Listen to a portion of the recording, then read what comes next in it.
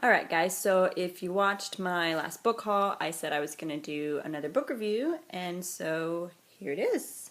Let's get started.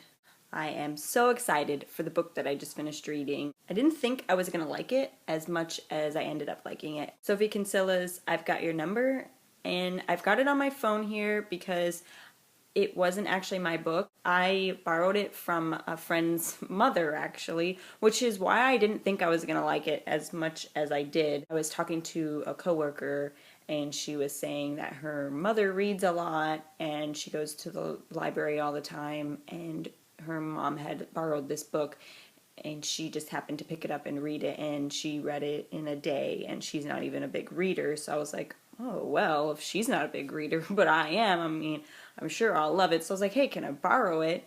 So I did. I loved it. It took me 2 days to read it only because I had to work and do some homework in between. Let me start off with what the story's about.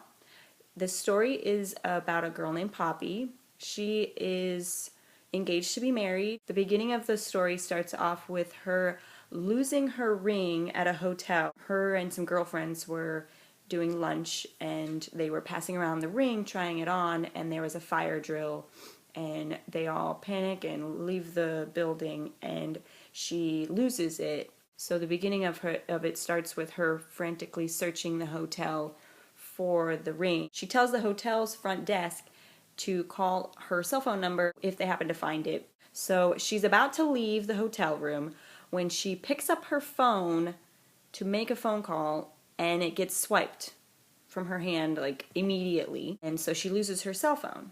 She runs back into the hotel to tell the desk that her phone has just been stolen, and she's talking to them, and she looks down into the trash can and sees a cell phone, and she is in such a panic to have a contact number for them to call if they find her engagement ring that she picks up this phone out of the trash and discovers that it works, and so she gives the hotel this phone number.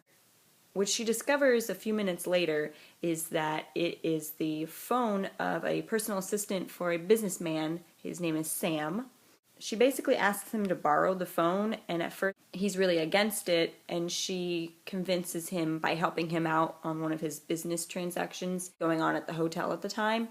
So she borrows it, and it basically turns into where she becomes his personal assistant. What I loved about this story was that both her and Sam had their own problems going on in their life, their own personal issues that they had to overcome. Poppy, her problem was that she was a very insecure person. She always put others before herself. Her future family, they were all very smart, intelligent, used big words, and she felt very insecure in front of them. She just felt like an all-around inferior person. And then Sam is the typical business type. He has her replying to his emails with like 1 or 2 words. He doesn't show any kind of emotion. He only thinks about himself. And through conversing, mostly through texting and emails, they eventually start bonding. That's what I liked about this story was they met once in the very beginning, and then after that they didn't have any contact for a while, but only through talking, through text messaging and emails. Through having his personal assistant's phone, she learns a lot about his life because all of his stuff gets forwarded to her mail. She gets very nosy and starts reading all of his emails and all of his old text messages. I really super enjoyed this book. Throughout the whole book, of course, since they're the 2 main characters and it is a romance book, you kind of know that they get together towards the end, but at the same time you don't. Because most of the book, Magnus, the fiance, is portrayed as a really nice guy. Towards the end, we learn that he has some commitment issues, but the emotions that you go through, this book is funny. There were points where I was laughing out loud. There were points in the book where my heart was fluttering because her heart would flutter when she felt a twinge of attraction towards Sam, and you would feel that, and you got all of the feelings from this, everything. There was anger and sadness and happiness and love, and it was such a good book. I borrowed it, and I already went to the bookstore looking for it to purchase.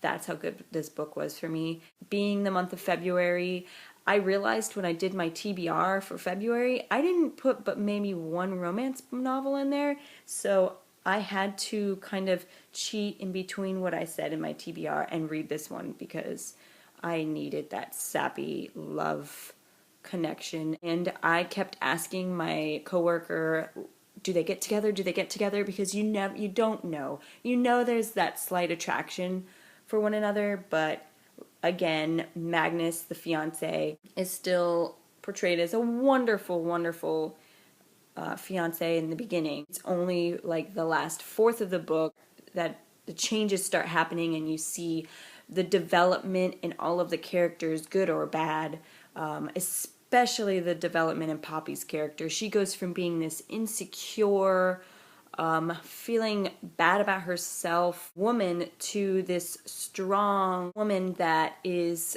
okay with saying what's on her mind and getting facts straight from people who are playing her. And in Sam as well, he starts opening up. He makes jokes. I was cracking up laughing when he made his first joke, as well as Poppy was in the book, because she couldn't believe that he was saying something like that, and I couldn't believe that he was saying anything like that. So I just got really invested with these characters. It was so wonderful, and if you're into that kind of thing, romance, funny, you're gonna love this book. In fact, I'm looking more into this author, Sophie Kinsella. I've heard really good things about her.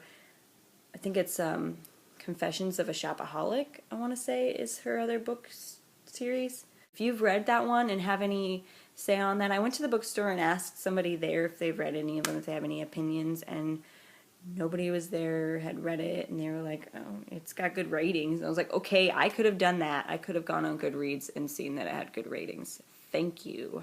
All right. Tell me what you thought of this book if you've read it. If you haven't, let me know if I've said anything that sparks your interest, and comment below. All right, guys, I'll talk to you later. Bye.